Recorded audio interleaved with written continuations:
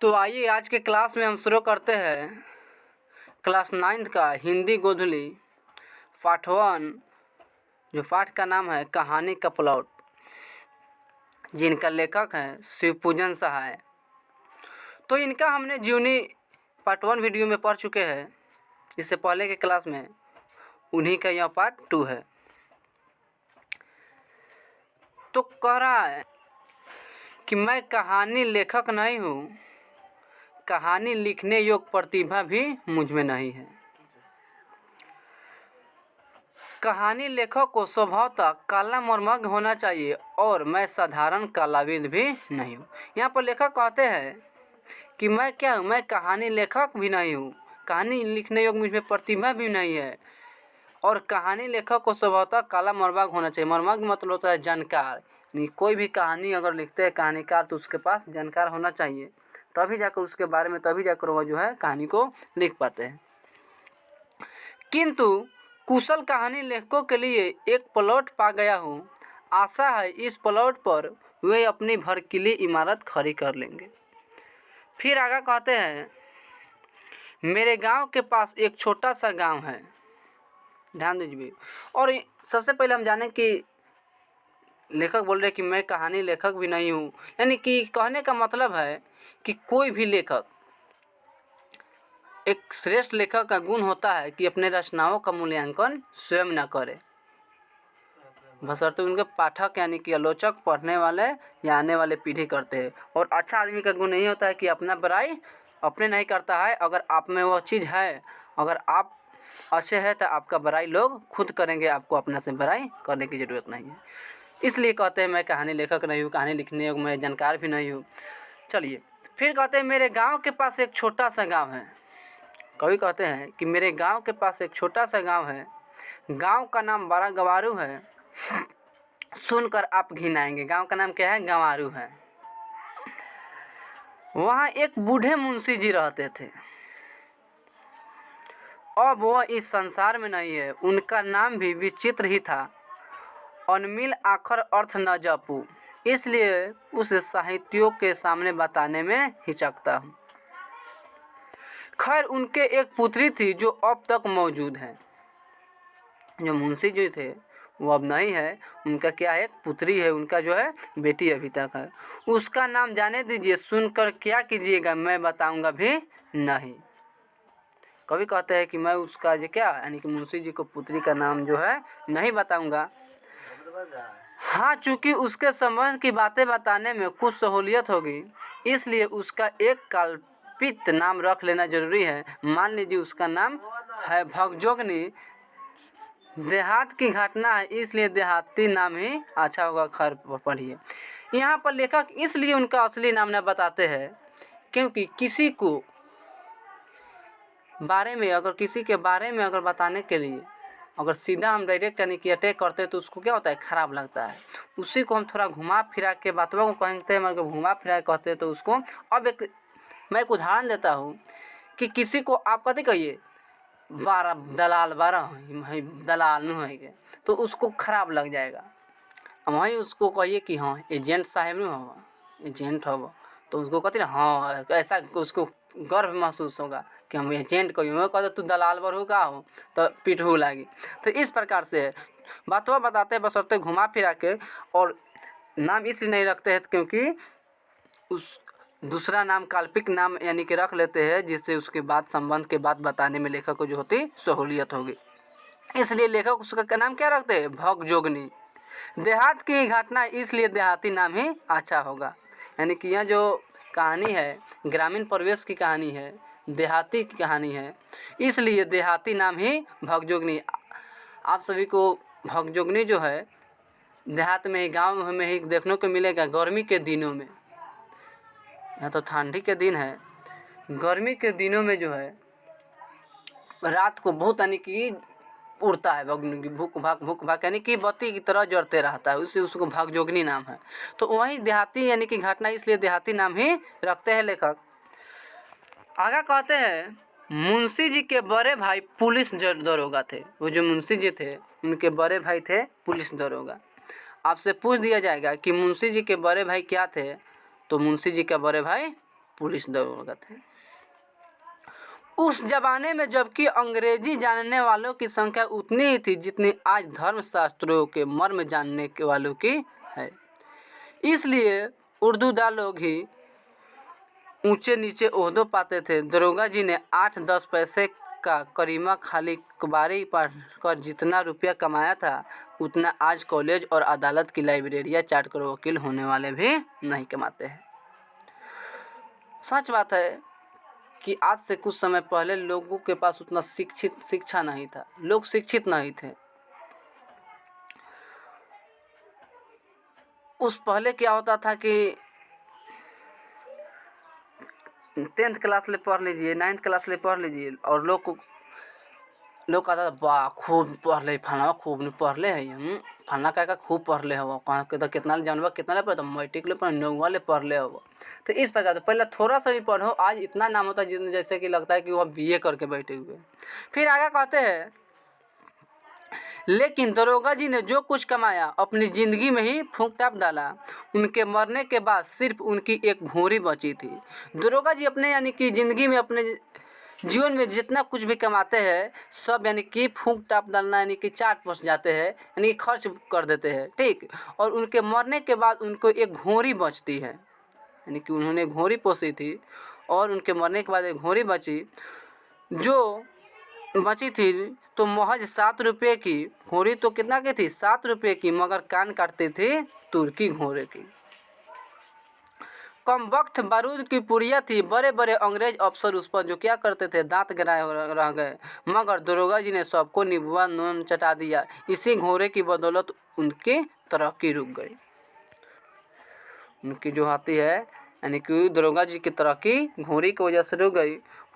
लेकिन आखिरी दम तक वे अफसरों के घोंपलों में न आ पाए। हर तरह से काबिल, मेहनती, ईमानदार, चालाक, दिलेर और मुस्तैद आदमी होते हुए भी वे दरोगा के दरोगा ही रह गए, सिर्फ घोड़ी ही मुँह बसे। देखिए आज तुम कितना हो कमा लो, कितना हो कुछ कर लीजिए, बशर्ते अगर उस पैसे को, उस धन को अच्छे से यानी कि उपयोग नहीं करते हो तो आप कितना हो लाखों का महीना कमाइए वो आपके पास नहीं रहते हैं। फिर कहते हैं, किंतु घोड़ी ने भी उसका मुहब्बत का अच्छा नतीजा दिखाया। उनके मरने के बाद खूब धूमधाम से उनका श्राद्ध करा दिया गया। यानी कि जैसा कि दरोगा जी मरते हैं तो उन्हें घोड़ी को ही कथी करते हैं, यानी कि बेच करके दरोगा जी को क्या करते हैं, श्राद्ध करा देते हैं। कहते हैं आगा, अगर कहीं घोड़ी को भी बेच खाए हो तो, फिर अगर कहते हैं लेखक कि अगर घोड़ी को ही बेच खाए हो तो नाम पर एक ब्राह्मण भी नहीं जिमता। एक गोरे अफसर के हाथ खासी रकम पर घोड़ी को ही बेचकर मुंशी जी अपने बड़े भाई से उत्तीर्ण हुए। क्या करते हैं कि यानी कि जैसे दरोगा जी मर जाते हैं तो मुंशी जी जो थे घोड़ी को ही बेच करके अपने बड़े भाई के जो काम होता है श्राद्ध है खूब धूमधाम से कराते हैं। यहाँ कहते हैं अगर घोड़ी को भी बेच कर खा गए होते तो दरोगा जी के नाम पर एक ब्राह्मण भी नहीं जिमता, मतलब नहीं खाता, ब्राह्मण भी नहीं खाता। दरोगा जी क्या करते हैं यानी कि घोड़ी को बेच देते हैं और मुंशी जी को श्राद्ध धूमधाम से करते। इस प्रकार से दरोगा जी ने इस प्रकार से मुंशी जी ने अपने बड़े भाई से उत्तीर्ण हुए। पूछ देगा कि मुंशी जी अपने बड़े भाई से किस प्रकार उत्तीर्ण हुए, तो घोड़ी को बेच करके जो क्या होते हैं यानी कि दरोगा जी ने अपने बड़े भाई को श्राद्ध धूमधाम से किए। इस प्रकार से जो है मुंशी जी अपने बड़े भाई से उत्तीर्ण होते हैं। अगला स्टेप है, दरोगा जी के जमाने में मुंशी जी ने खूब घी के दिए जलाए थे। गांजे में बढ़िया से बढ़िया ईंट मिलकर पिया करते थे। चिलम कभी ठंडी नहीं हो पाती थी। 1 जून 32 बटेर और 14 चपाटियाँ उड़ा जाते थे। नथनी उतारने में तो दरोगा जी के बड़े भैया ही थे। हर साल एक नए जलाशय हुआ करते थे। यानी कि इन्होंने जिस समय दरोगा जी कमाया करते थे उस समय इन्होंने बाघुनी घी के दिए जलाते थे। बढ़िया से बढ़िया गांजा जो है पिया करते थे। 1 जून 32 बटे 14 चपाटियाँ उड़ा जाते थे। और नथनी उतारने में तो दरोगा जी के बड़े भैया थे। हर साल एक नया जलाशय, हर साल एक नया जलाशय का मतलब हुआ कि आजकल जान लीजिए कि एक ऑर्केस्ट्रा देखते हैं, ऑर्केस्ट्रा समझते हैं सर। ऑर्केस्ट्रा जो है आज गांव देहात में देखा जाता है तो उसके अगर बेटा अगर मांग लेता है कि हाँ पापा 20 गो रुपया था, काफ़ी घट गया, बताए अभी ना बाकी रुपया। और वहीं उस व्यक्ति को देखा जाता है कि गांव में नाच आ जाता है तो उस नाच में कितना रुपया उड़ा देते हैं। इस प्रकार से हर साल यानी कि नाच वगैरह जो है अपने दूरे पर कराते थे दरोगा जी। फिर कह रहा है किंतु जब बहिया बह गई तब चारों ओर उजाड़ नजर आने लगा। दरोगा जी के मरते ही सारी अमीरी घुस गई। चिलम के साथ साथ चूल्हा चौकी भी ठंडी हो गई। जो जीभ एक दिन बटेरों का शोरबा सुलगती थी, आज वह सराह सराह कर मटर का सत्तू सरपुटने लगी। चुपड़ी चपटिया चबाने वाला दांत अब चंद चने चबाकर दिन गुजारने लगे। लोग साफ कहने लगा कि थानेदार की कमाई और फूस का तापना दोनों बराबर है। देखिए किस प्रकार से अमीरी से जो होते हैं गरीबी में आ जाते हैं। हर साल नई नथनी उतारने वाले मुंशी जी को गांव जवार के लोग भी नज़र से अपने कति करने लगे, उतारने लगे। जो मुंशी जी चलू के इत्र लेकर अपनी पोशाक में मला करते थे, उन्हीं के अब अपनी रूखी सूखी देह में लगाने के लिए चलू भर कारवत तेल मिलना भी मुहाल हो गया था। शायद किस्मत की फटी चादर का कोई रफगार नहीं था। देखिए यहाँ पर जो होते हैं और अंत में क्या होता है, जैसे कि अमीरी से यहाँ गरीब की ओर बढ़ते हैं, सभी लोग अपने नज़रों से जो है उतारने लगते। क्योंकि देखिए अच्छा अगर आदमी रहते हैं ना, अगर अच्छा है आदमी तो उसको मरने के बाद लोग नाम लेता है। वहीं अगर बुरा कोई व्यक्ति मरता है तो भले साला मर गया। इस प्रकार से हम लोग जो क्या करते हैं यानी कि कहते हैं। तो वहीं तो पहले तो क्या करते थे, नथनी उतारते थे यानी कि बहुत यानी कि अपने दूरे पर नाच नचवाते थे, ऑर्केस्ट्रा नचवाते थे यानी कि। और वहाँ क्या हो जाता है, अब जैसे कि गरीब होते हैं तो एक चलू भर तेल यानी कि माथा में लगाने के लिए जो मुहाल हो गया था। लोग के नज़रों से गिर गए थे कि 12 पहले बना ही रहा। आगा कहते हैं लेकिन जरा किस्मत की दोहरी मार तो देखिए। दरोगा जी के ज़माने में मुंशी जी के 4-5 लड़के हुए थे। जिस समय इसने अमीर थे तो उस समय इसके पास 4-5 लड़के थे, पर सब के सब सुबह के चिराग हुए। सुबह का चिराग मतलब सब का सब मर जाते हैं, सब का सब को मृत्यु हो जाते हैं। जब बेचारों की 5 उंगलियां घी में थी तब तो कोई खाने वाला न रहा, और जब दोनों टांगें दरिद्रता के दलाल में फंसी और ऊपर से बुढ़ापा भी कंधे दबाने लगा, तब कोर्ट में खाज की तरह एक लड़की पैदा हो जाती है। देखिए जिस समय थे अमीरी तो 4-5 लड़का हुआ, सबका सब सुबह का चिराग हो गया यानी सबका सब मर गया। और जैसा कि यह गरीब से अमीरी से गरीबी की ओर बढ़ते हैं, गरीब जब इसके ऊपर आ जाते हैं और ऊपर से क्या हो जाते हैं, बूढ़ा भी जाते हैं, शरीर भी जो क्या ढल जाता है, गिर जाता है, तब इनको एक लड़की पैदा होती है। और तारीफ यह कि मुंशी जी की बदकिस्मत भी दरोगा जी की घोड़ी से कुछ कम अस्तवार नहीं थी। आगा कह रहा है सच पूछिए तो इस तिलक दहेज के जमाने में लड़की पैदा करना ही बड़ी भारी मूर्खता है।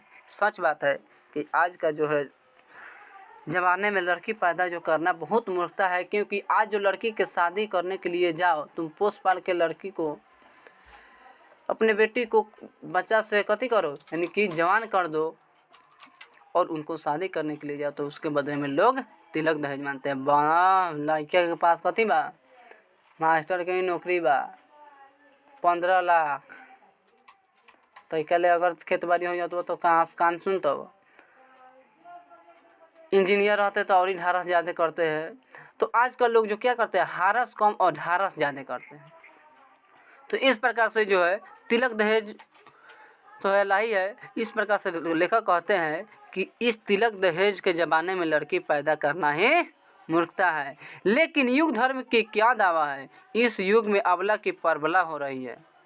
पुरुष दल को स्त्रीत्व खदेड़े जा रहे बेचारे मुंशी जी का क्या दोष। अबला की परबला माने गरीबी से पर ही गरीबी, एक तो ऊपर से गरीबी, उसके और भी गरीबी। मान लेते हैं किसी कारणवश क्या हो जाते हैं, हमने सबसे पहले देखिए हमने खेती किए, धान के फसल रोप दिए और वहाँ क्या आ जाता है, बाढ़ आ जाता है, उसको दहा देते हैं। फिर हमने किसी कारण किसी तरह से जो है फिर यानी कि धान रोपते हैं और फिर दहा जाते हैं। तो इस प्रकार से जो एक तो सबसे पहले गरीबी था, फिर रोपे, फिर कति हुआ, दहा गया। तो इस प्रकार से जो है गरीबी पर ही गरीबी आते हैं। आगा कहते हैं बेचारे मुंशी जी क्या दोष है, जब घी और गरम मसाले उड़ाते थे तब तो हमेशा लड़का ही पैदा करते रहे, मगर अब मटर के सत्तू पर बेचारे कहाँ से लड़का निकाल पाए। सचमुच अमीरी की कब्र पर पनपी गरीबी बहुत जहरीली होती है। यह सच बात है कि जब व्यक्ति अमीर आता है और गरीब जब हो जाए, अमीर के बाद जब गरीब होता है तो बहुत तीखा लगता है, बहुत यानी कि कष्ट होता है, दुख बहुत ज़्यादा लगता है। और वहीं जब गरीब से अमीर होता है तो उसको किसी प्रकार का दुख नहीं होता है। इसलिए कहते हैं कि जीरो से हीरो बनो, जीरो से हीरो बनो, ना कि हीरो से जीरो। जीरो से हीरो बनता है तो ठीक है, चलिए पहले हमारे पास क्या था, गरीब थे, हम गरीब है, अब क्या हो गए, अमीर हो गए। अब पहले ही हम अमीर है, अब पूरा सफाई खेत उत बेच के पूरा सफाई यानी कि लुटा उटा के कथी हो गए ना, हम गरीब हो गए। तो यहाँ क्या होता है, बहुत यानी कि जो है जहरीली लगती है। आगा कहते हैं, भागजोगनी चूँकि मुंशी जी की गरीबी में पैदा हुई और जन्मते ही माँ के दूध से वंचित हो जाए। भागजोगनी, देखिए भागजोगनी मुंशी जी के ही बेटी का नाम है भागजोगनी। वो जैसे कि पैदा होती उसका जन्म होता है, वो माँ के दूध से वंचित मतलब यानी कि उसका माँ मर जाते हैं, उसके माँ की जो है मृत्यु हो जाती है, वह टूअर कहलाने लगी। इसलिए भागिन को तो अहजत थी, इसमें शक नहीं, पर सुंदरता में वह अंधेरों का ही दीपक थे। देखिए यहाँ जो थे टूअर तो कहलाने लगे, इसका माँ जो मर जाती है उसके बाद इसके पास इतना सुंदरता थी कि शायद हुसन का कोई हो सकता है।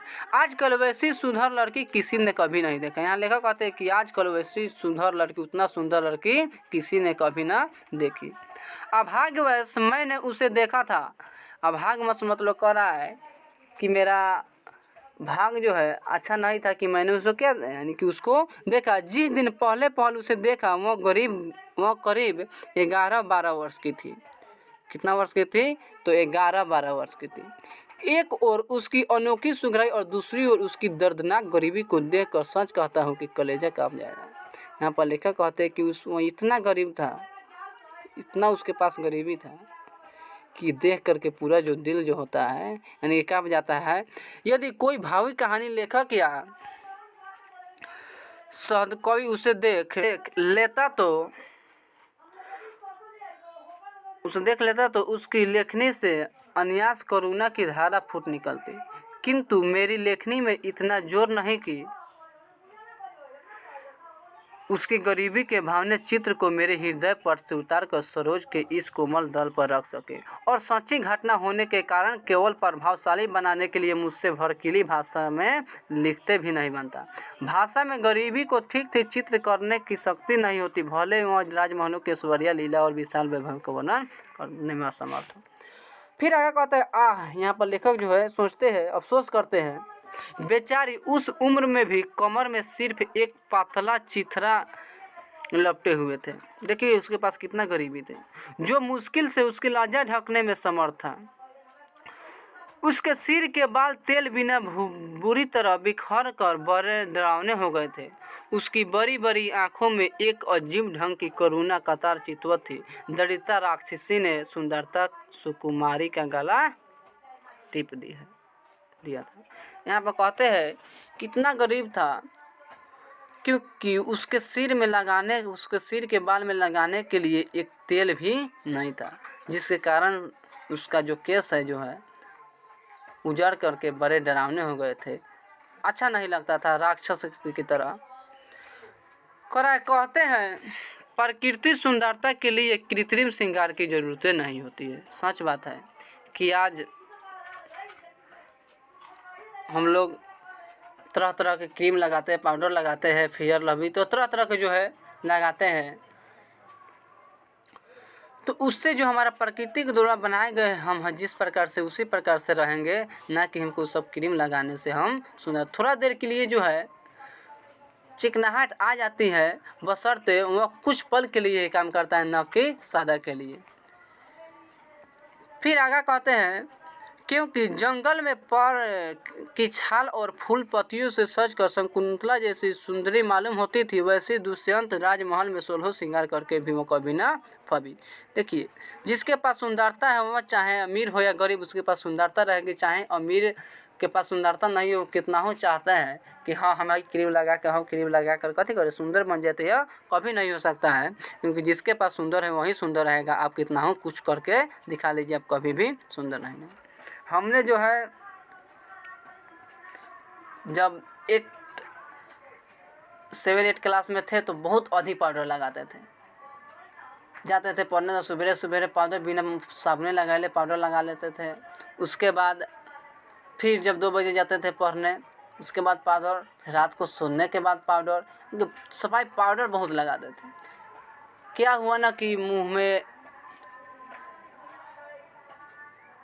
अहिला हो जाते हैं, फुंसी टाइप से हो जाते हैं, तब से हमने जो है पाउडर लगाना ही बंद की। तो देखिए यह किसी किसी का अच्छे सेट नहीं करता है, किसी का सेट कर जाता है, तो ये इससे लगाने की कोई ज़रूरत नहीं। जो आपका पास सुंदरता है वह रहेगा, बशर्ते जिसके पास नहीं हो वो कितना ही कुछ कर लेने के बाद नहीं रहता है। फिर आगे कहते हैं, किंतु शकुंतला तो चिंता और कष्ट के वायुमंडल में नहीं पली थी, उसके कानों में उदर दैत्य का कर्कश होकर भी कभी न गूंजा था। वह शक्ति और संतोष की गोद में पलकर सियानी हुई थी, और तभी उसके लिए महाकवि की शैवाल जल्पित कमलिनी वाली उपमा उपयुक्त हो सकी। पर भागयोगिनी तो गरीबी की चक्की में पीसी हुई थी, उसका संदर्भ कब खिल सकता था। वह तो दाने दाने के लिए तरसती रहती थी, एक बीता कपड़े के लिए मुहताज थी, सिर पर लगाने के लिए एक चलू अलसी का तेल भी सपना हो गया था। देखिए कितना उसके पास गरीबी था। महीने के एक दिन भी भर पेट अन्न के लिए लाले पड़े थे, भाला हड्डियों को खंडर में संदर देवता कैसे टिके। यहाँ लेखक कहते हैं कि देखिए उतना गरीबी होने के बाद भी खाने के लिए उसके पास कोई भी ऐसा दिन न था जो उन्होंने भर पेट खाया होगा, कोई ऐसा महीना नहीं होगा जो भर पेट खाया होगा। सिर में लगाने के लिए एक चलू भर तेल नहीं था, दाने दाने के लिए जो तरसती थी, इतना यानी कि होते हुए भी वह इतना सुंदर दिखती थी कि लेखक कहते हैं कि हड्डियों में सुंदर देवता कैसे टिके रहते हैं। अगला स्टेप कहते हैं,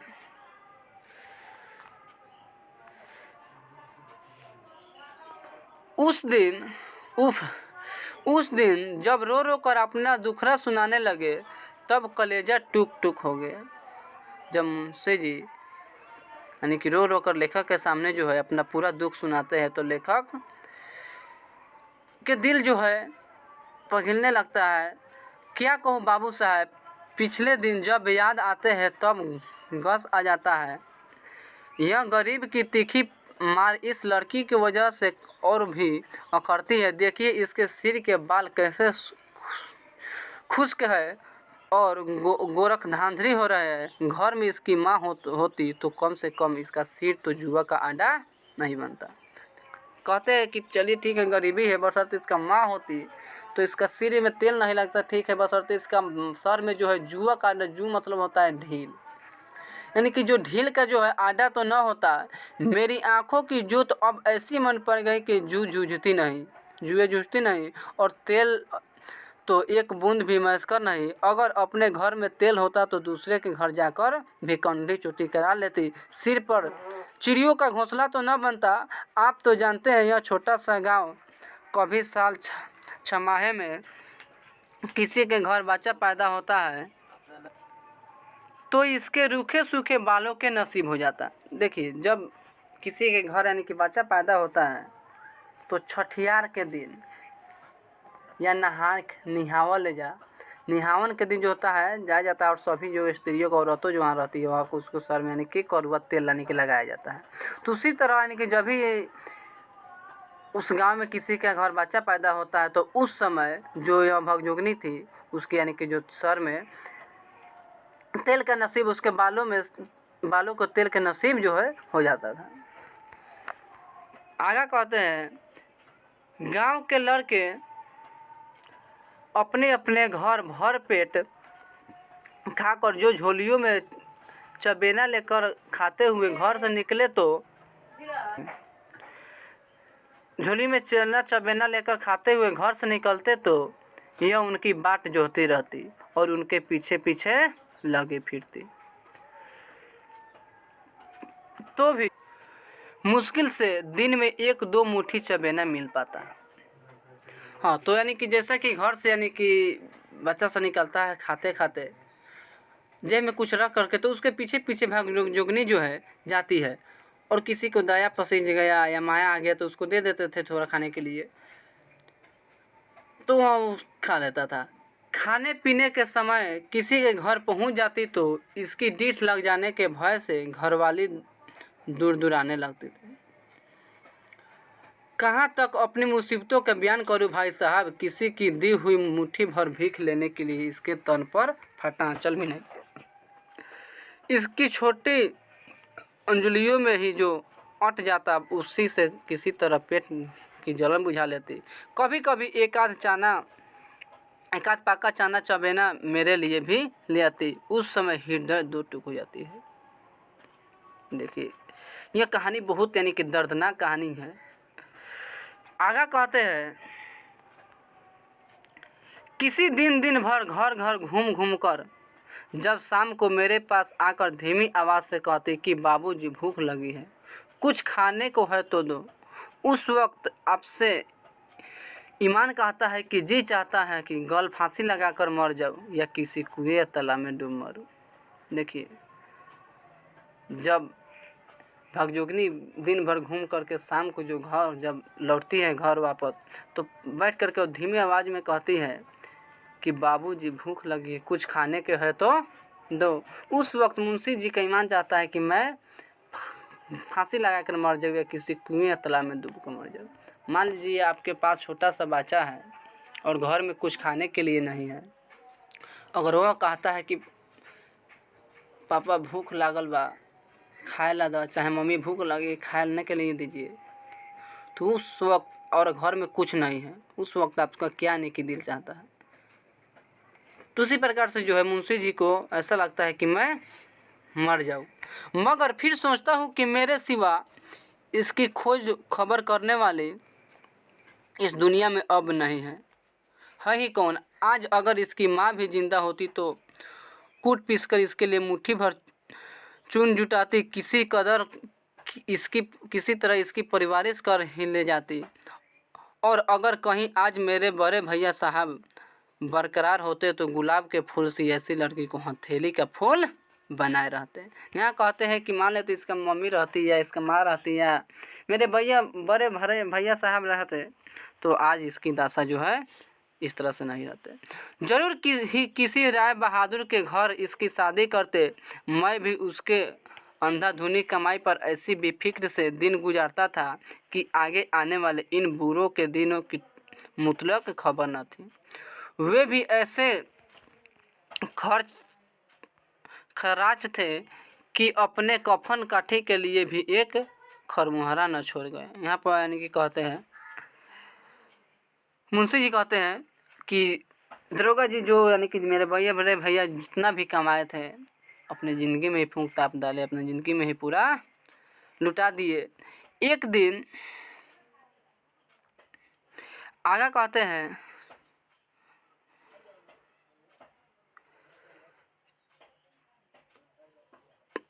अपनी ज़िंदगी में एक चप्पा ज़मीन बेच खाई, गांव भर से ऐसी अदावत बढ़ाई कि आज मेरी इस दुर्गत पर भी कोई रहम करने वाला नहीं है। उल्टे सब लोग ताने जाने के तीर बरसाते हैं। एक दिन वह था कि भाई साहब के पेशाब से चिराग जलता था, और एक दिन यह भी है कि मेरी हड्डियों की मुफलिसी की आँच से मोमबत्तियाँ की तरह धुल धुल कर जल रही है।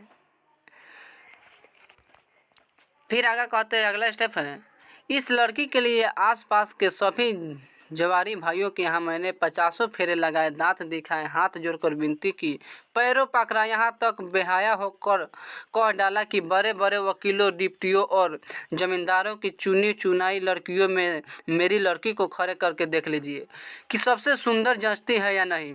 अगर इससे जोर कि एक भी लड़की कहीं निकल जाए तो इससे अपने लड़कों के शादी मत कीजिए।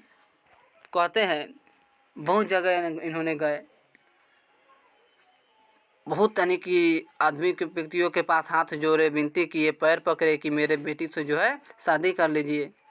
बशर्ते किसी ने इनका नहीं सुनते हैं। यहाँ तक कि कहे कि मेरी बेटी और वकीलों के बेटी, ज़मींदारों के बेटी, यानी कि इन सभी को बेटियों को सामने कर दीजिए और मेरे बेटी को भी वहाँ पर खड़ा कर दीजिए। अगर उससे मेरी बेटी अगर थोड़ा सा भी यानी कि जो है अच्छा नहीं लगेगा, उससे ख़राब लगेगा कि तो आप शादी मत कीजिएगा। किंतु मेरे लाख गिराने पर भी किसी भाई का दिल न पिघला। कोई यह कहकर टाल देता कि लड़के की माँ ऐसे घराने में शादी करने से इनकार करती है जिसमें न सास है और न साला, न बारात की खातिरदारी करने की हैसियत को कोई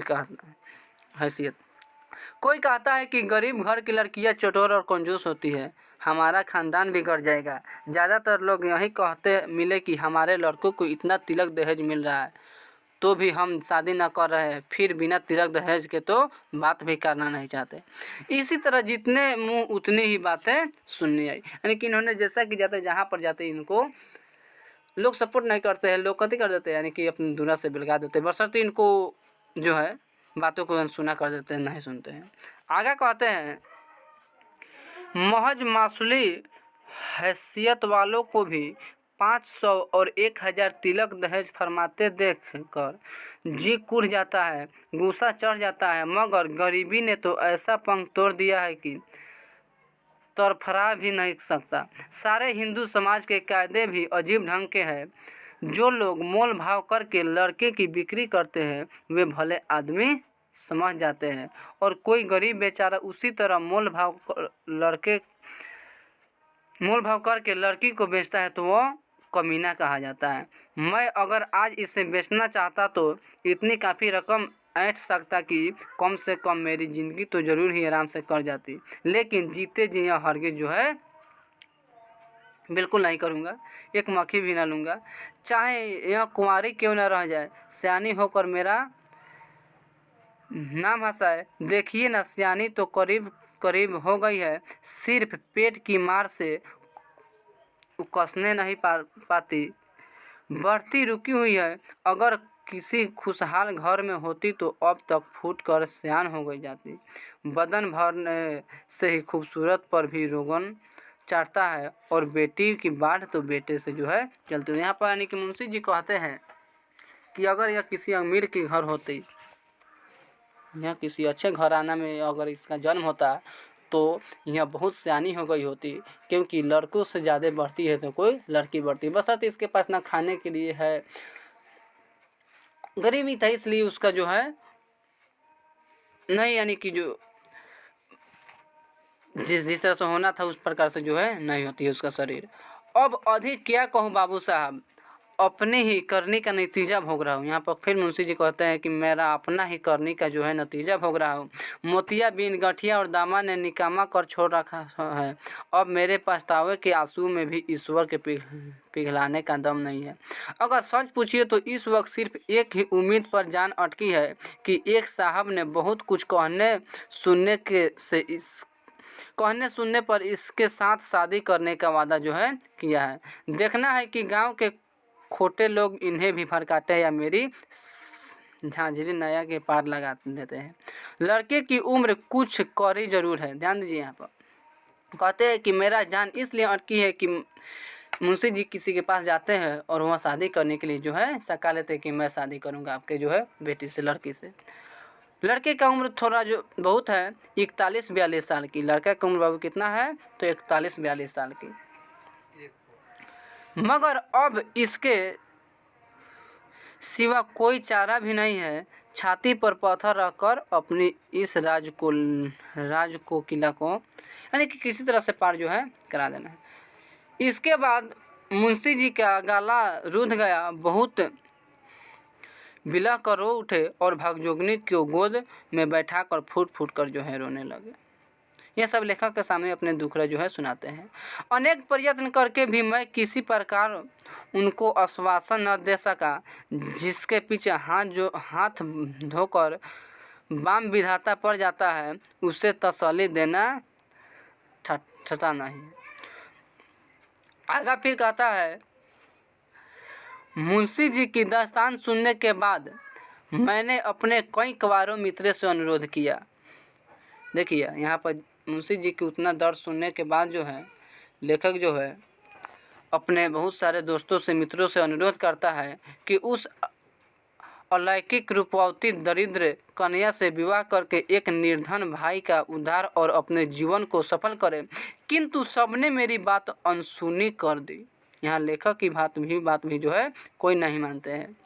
ऐसे ऐसे लोगों ने भी आनाकानी की जो समाज सुधारक संबंधी विषयों पर बड़े बड़े शान गुमान से लेखनी चलाते हैं कि मैं समाज को क्या करूँगा, सुधार दूंगा। समाज सुधार किस प्रकार से होता है, समाज में जितना भी भेदभाव है हम नहीं होने दूंगा। यानी कि वो सभी लोग जो है इनके बातों को जो है अनसुनी कर देते हैं। यहाँ तक कि प्रौढ़ा डुए मित्र भी राजी न हुए। आखिर वही महाशय डोला काटकर भागजुगनी को अपने घर ले गए। कौन? वही 41-42 साल का जो है व्यक्ति। और वहीं शादी की कुल रस्में पूरी करके मुंशी जी को चिंता से के दलाल से उबार दिया। अंत में क्या होते हैं, यानी भागजुगनी के जो है शादी हो जाते हैं। उन्होंने अपने घर चल जाते हैं। बेचारे मुंशी जी की छाती से पत्थर का बोझ तो उतर गया, मगर घर में कोई पानी देने वाला भी नहीं रह गया। बुढ़ापे की लकड़ी जाती रही, देह लच गई। साल पूरा होते होते अचानक जो है मुंशी जी टन बोल देते हैं और 1 साल बीतते ही जो है मुंशी जी भी जो मर जाते हैं। उसके बाद कहते हैं गांव वालों ने गले में घारा बांधकर नदी में डुबा दिया। जैसे कि मुंशी जी मरते हैं तो गांव वालों ने जो है घेट में जो घारा बांध देते हैं और नदी में जो है डुबा देते, फेंक देते हैं। यहाँ तक एक जलावन भी उसके नसीब नहीं हुआ, यहाँ तक उसको कफन भी कोई नहीं दिया। भागजुगनी जीती है, आज वह पूर्ण युवती है। उसका शरीर भरा पूरा और काला फला फूला है। उसका सौंदर्य उसके वर्तमान नवयुवक पति का जो है स्वर्गीय धन है। उसका जो पति जो है का मृत्यु हो जाती है। उसका पहला पति इन संसार में नहीं है। जो शादी हुआ था वहीं 41-42 साल की लड़के से, उसका पहला पति जो है इस संसार में नहीं है। दूसरा पति है उसका सौतेला बेटा, और उसका दूसरा पति जो है सौतेला बेटा। तो इतना ही पे कहानी समाप्त होता है। इसका क्वेश्चन आंसर जो है पार्ट 3 में मिलेगा। तब तक के लिए है जय हिंद। मैं NP सर नीरज, आप सभी को NP sir Neeraj YouTube channel में स्वागत है। अगर मेरे वीडियो में इतना ही रहने